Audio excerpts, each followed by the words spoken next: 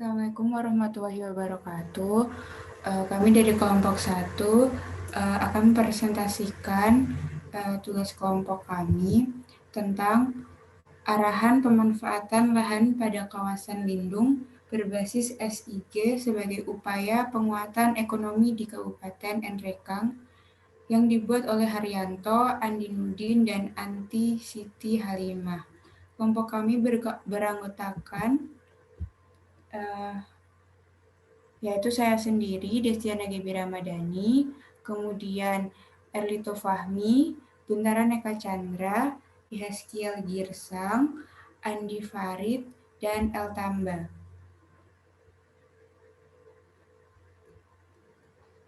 Yang pertama ada pendahuluan.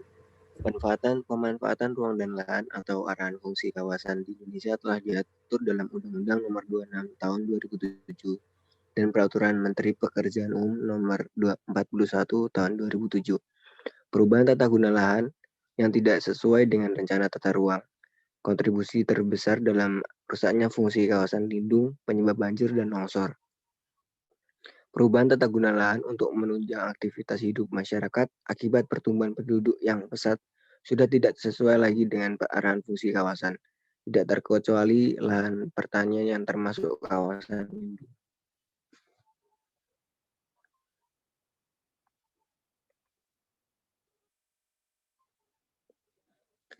Peningkatan ekonomi masyarakat mendorong pembukaan lahan-lahan baru menyebabkan terjadinya degradasi fungsi kawasan lindung, dapat mengancam keberlanjutan produksi pertanian. Perlu adanya upaya untuk meminimalisir degradasi fungsi kawasan lindung di wilayah ini melalui pemetaan lahan kawasan lindung berdasarkan sistem informasi geografis.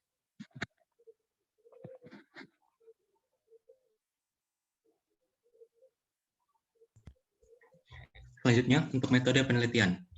Penelitian dilaksanakan pada bulan Juni hingga Juli 2017 pada kawasan lindung Kabupaten Nrekang dengan menggunakan data peta digital penggunaan lahan 2016 bersumber dari KLH dan Kehutanan, peta digital kawasan kehutanan Kabupaten Nrekang dan peta digital potensi hasil hutan bukan kayu bersumber dari Dinas Kehutanan, peta digital administrasi Kabupaten Nrekang dan peta digital jenis tanah bersumber dari Bapeda, data kemiran lereng bersumber dari Aster GDM 2, dan data curah hujan yang bersumber dari Dinas Pertanian.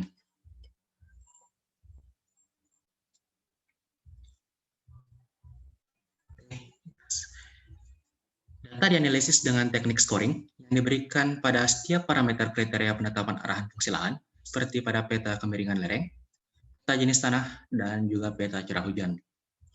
Yang kedua, menggunakan teknik overlay dengan bantuan software ArcGIS, peta arahan fungsi kawasan lindung, dan peta penggunaan lahan untuk mengetahui data kesesuaian penggunaan lahan pada kawasan lindung.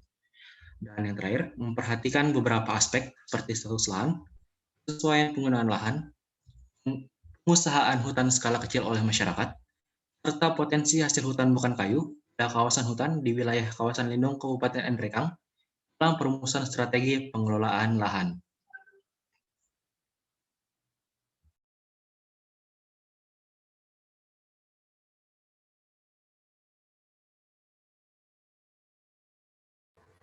Selanjutnya untuk hasil dan pembahasan, yang pertama adalah arahan fungsi kawasan.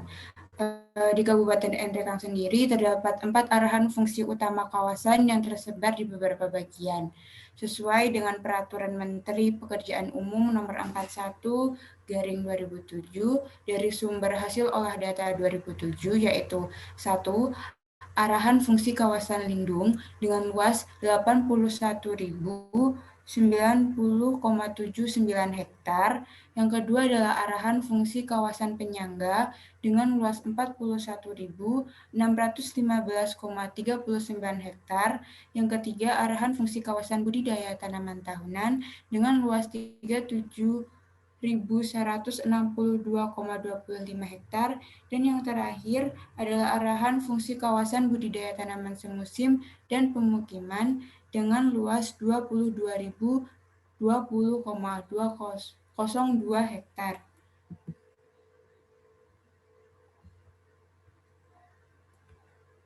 Selanjutnya, untuk arahan fungsi kawasan kesesuaian penggunaan lahan pada kawasan lindung didominasi oleh pertanian lahan kering campur, hutan primer, semak belukar, hutan sekunder, dan savana. Untuk lebih detailnya, hutan primer memiliki luas 26.049,58 hektar, hutan sekunder memiliki luas 8.588,07 hektar, hutan tanaman memiliki luas 1.069,16 hektar, lahan terbuka memiliki luas 514,18 hektar, pertanian lahan kering memiliki luas 569,16 hektar, pertanian lahan kering campur memiliki luas 27.456,15 hektar, savana memiliki luas 3.380,19 hektar, sawah memiliki luas 729,90 hektar, semak belukar dengan luas 12.602,04 hektar, dan pemukiman memiliki luas 5,14 hektar, serta yang terakhir adalah kawasan dengan didominasi air dengan luas 127,22 hektar.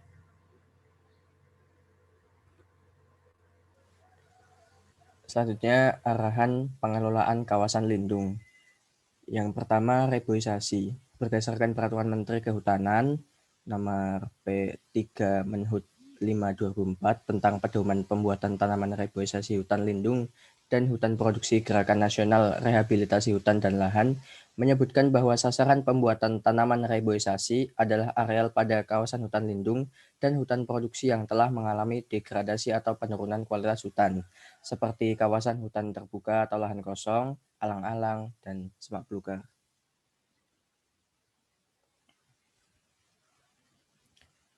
Berikut adalah sebaran luas lahan untuk kegiatan reboisasi yang cukup merata di tiap kecamatan, dengan total lahan reboisasi 23.275,33 hektar.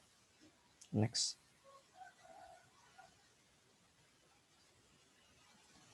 Yang kedua, hutan rakyat. Kontribusi hutan rakyat dalam menopang lingkungan sekitar tidak diragukan lagi. Beberapa studi survei menunjukkan bagaimana hutan rakyat berkontribusi dalam memperbaiki lingkungan yang semula kritis dan tandus, kini menjadi kawasan yang hijau dan subur.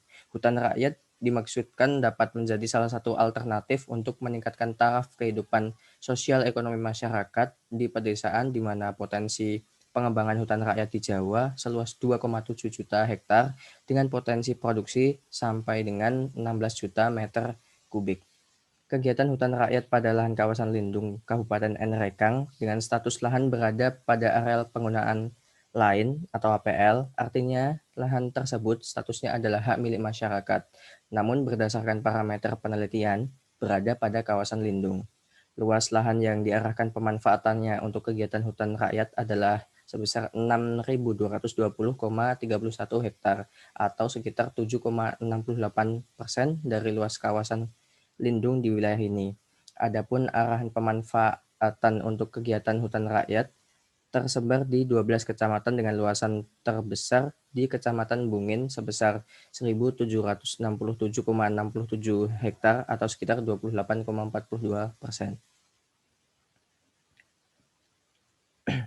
Berikut adalah luas arahan pemanfaatan lahan kawasan lindung untuk kegiatan hutan rakyat di Kabupaten Nrekang dengan total 6.220,31 hektar.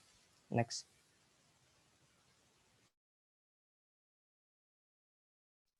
Pengertian mengenai hasil hutan bukan kayu terdapat dalam peraturan dan undang-undang sebagai berikut.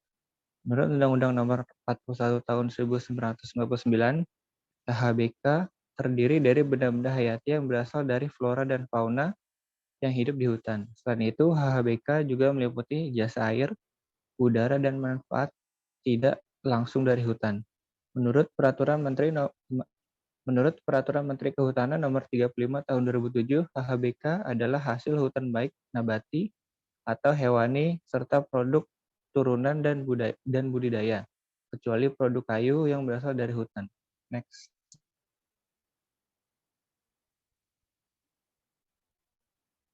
Hasil hutan bukan kayu (HHBK) adalah hasil hutan hayati baik nabati maupun hewani beserta produk turunan dan budidaya kecuali kayu yang berasal dari hutan. Pengertian lainnya dari hasil hutan bukan kayu yaitu segala sesuatu yang bersifat material bukan kayu, yang diambil dari hutan untuk dimanfaatkan bagi kegiatan ekonomi dan peningkatan kesejahteraan masyarakat.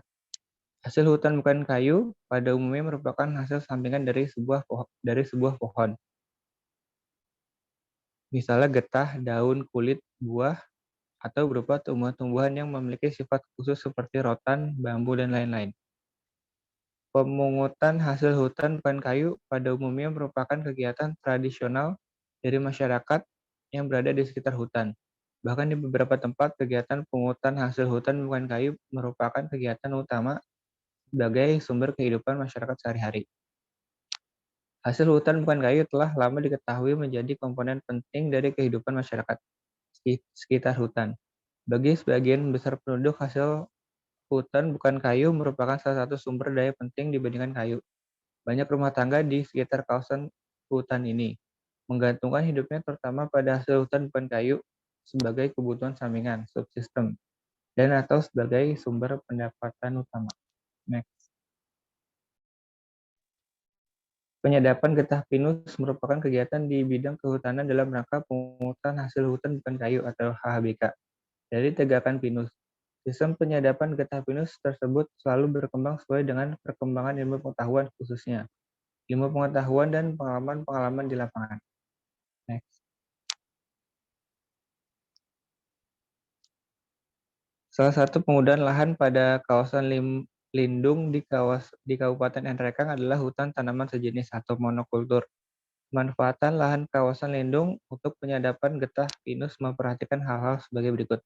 Yang pertama adalah penyadapan getah pinus juga dapat dilakukan oleh lembaga desa sekitar dan kelompok masyarakat melalui skema hutan desa dan hutan kemasyarakatan. 2. Melakukan kemitraan dengan pelaku usaha yang sudah terlebih dahulu menekuni usaha penyadapan getah pinus untuk memudahkan dalam hal penyadapan dan alih teknologi serta dapat mempermudah dalam memasarkan hasilnya.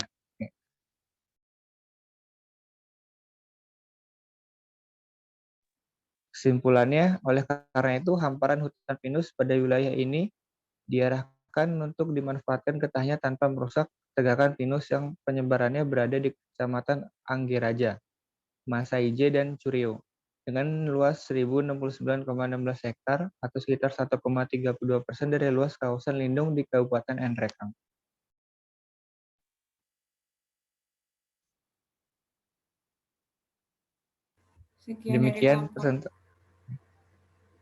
Sekian dari kelompok kami.